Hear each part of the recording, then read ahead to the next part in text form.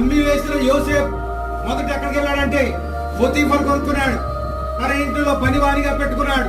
అతని యొక్క రూపము, అతని వయసును చూసి యజమానురాలు అతని మీద కన్ను వేసి అతనితో పాపం చేయమని అడిగినప్పుడు దేవుని యొక్క వాక్యము అతనిలో ఉన్నది కాబట్టి అతడు ఆ పాపం కనుక అతనిలో వాక్యం ఉన్నదని చెప్పడానికి రుజువేమిటి? ఆ పాపం వైపు కన్నెత్తే చూడలేదు. అమ్మా, నీవు నాకు యజమానురాలు, నేను ఇట్టి దుష్కార్యం, అది మనకు మంచి కార్యం, మనకు ప్రీతికరమైన కార్యం, మనకి ఇష్టమైన పని. కానీ యోసేపునకు అది దుష్కార్యం. యోహాను లాంటి దైవజనులకు మనకి కావాలి అంటాడు. ఎందుకు కావాలో తెలుసా? నేరుగా వెళ్ళిపోయాడు, హేరోదు రాజగృహానికి వెళ్ళిపోయాడు.